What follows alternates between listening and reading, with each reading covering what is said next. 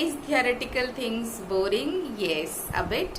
So आइए देखते हैं एक छोटा सा एग्जाम्पल। कल वाली जो एसआईपी हमने टाइप ऑफ एसआईपी समझने की कोशिश करी थी, उसी का टॉप अप एसआईपी और एक रेगुलर एसआईपी में डिफरेंस समझने का एक छोटा सा एग्जाम्पल इस पे गूगल पे। तो जैसे लेट से मैंने डाला 5000 रुपीज़ इन्वेस्टमेंट के लिए, नंबर ऑफ़ ईयर्स 20 ही डाल रही हूँ। एक्सपेक्टेड रेट ऑफ रिटर्न 12% है, 12.5 13 भी आप कर सकते हो क्योंकि 12 is the minimum, but I will go ahead with 12 only. तो आप इसमें चेक कर सकते हैं कि हमारा इन्वेस्टमेंट अमाउंट कितना है। 12 लाख रुपीज़ हो रहा है। आप कैलकुलेट भी कर सकते हो सिंपल। 5000 को 20 से मल्टीप्लाई करोगे क्योंकि 20 ईयर्स तक है और एक साल में 12 महीने होते हैं, तो आप उसको और फिर 12 से मल्टीप्लाई करोगे क्योंकि 20 साल तक 12 महीने आप 5000 रुपीज़ जमा कर रहे हो। तो ये आपका 12 लाख का इन्वेस्टमेंट बनता है। अगर आप इसको 12% से मल्टीप्लाई करोगे और वो कंपाउंडिंग वैसे बन के आता है तो 9 लाख रुपीज़ 95,000 का आपका वेल्थ क्रिएट होगा। मतलब आपने 12 लाख रुपए लगाए, 50 लाख रुपीज़ आपके बन रहे हैं। वो मैं मिनिमम कर रही हूँ। इसमें अगर आप लेट्स से कि अगर हम 14% का रेट ऑफ इंटरेस्ट लेते हैं, अगर आपने कुछ अच्छा चूज़ किया है, एवरेज मैंने लिया था 12%, 14% अगर आप लेते हैं तो आप इसका वेल्थ क्रिएटेड देख सकते हैं। जस्ट मैंने 3% इंक्रीज़ करा है और वेल्थ क्रिएटेड देख लीजिए 50 लाख से 65 लाख्स हो गया है। सो ये इसी तरीके से वर्क करता है। हमको एक अच्छे ढंग के इन्वेस्टमेंट वाले में जाके इन्वेस्ट करना है जहाँ पे आपको लगता है कि इसकी स्टेबिलिटी है। बिग फर्म्स में लोग करते हैं अगर लॉन्ग टर्म के लिए करना है, क्योंकि उसकी स्टेबिलिटी होती है और फिर वो उनके रिटर्न्स भी बहुत ज़्यादा डाउन नहीं होते हैं, बहुत ज़्यादा अप नहीं होता है, एक एवरेज रिटर्न लेके वो चलते हैं। सो अब हम स्टार्ट करते हैं जो सेकेंड टाइप हमारा एसआईपी का था, टॉपअप एसआईपी, या जिसको सेटअप एसआईपी बोलते हैं, जिसमें हमने कल डिस्कस किया था कि हम लोग इंक्रीमेंटल होता है, उसमें कुछ परसेंटेज आप इंक्रीमेंट करके फिक्स कर सकते हो कि इतना % हमारा इंक्रीमेंट होगा।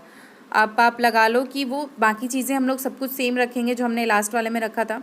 इन्वेस्टमेंट अमाउंट हमारा मंथली एसआईपी का 5000 ही रहेगा। How many months you will continue, ये 20 ईयर्स डाला था हमने, 20 ईयर्स मतलब 240 months. What rate of return do you expect, 12% ही रहने देते हैं। How much annual increase monthly SIP, अगर हम एनुअल इंक्रीज डालते हैं तो हमने 10% डाला है। इसका मतलब है कि अगर मैं 5,000 अभी इन्वेस्ट कर रही हूँ तो एक साल तक 5,000, नेक्स्ट ईयर 5,500, मतलब उसका 10% डाला। उसी तरीके से हमारा इन्वेस्टमेंट 10% पर ईयर बढ़ते जाएगा इन्वेस्टमेंट।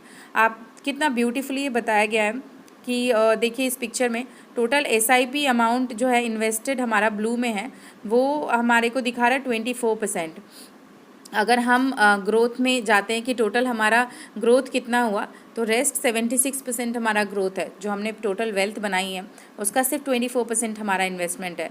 तो सोचिए कितना अच्छे तरीके से ये इन्वेस्टमेंट हमें रिटर्न देता है। अब अगर हम एसआईपी अमाउंट इन्वेस्टेड पे जाते हैं तो 12 ओके, सो 10% अगर आप डालेंगे इसमें, अगर आप टोटल एसआईपी अमाउंट इन्वेस्टेड देखेंगे खुद से कैलकुलेट करके, तो ये 23,40,000 के अराउंड आता है टोटल एसआईपी अमाउंट इन्वेस्टेड।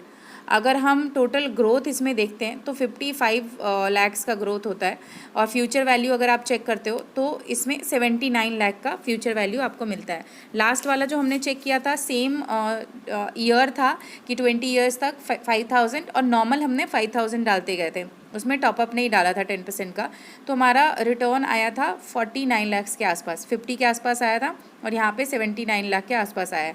मतलब यहाँ 80 वहाँ पे 50, 30 लाख्स का डिफरेंस है। और अगर आप चेक करते हैं कि इन्वेस्टमेंट में कितना डिफरेंस आया है, तो ये इन्वेस्टमेंट है हमारा यहाँ पे 23 लाख का और वहाँ I guess investment was of 12 lakh, yes.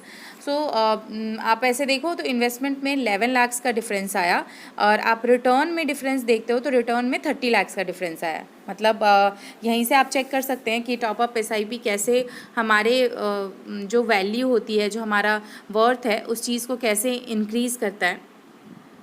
इसमें इसका एक रिप्रेजेंटेशन भी है कि एसआईपी अमाउंट कैसे हमने ईयर बाय ईयर 10% के ग्रोथ पे डाला। जैसे फर्स्ट आप देख सकते हो 5,000 है पर मंथ, तो आप इन्वेस्टमेंट एक साल का 60,000 हो गया।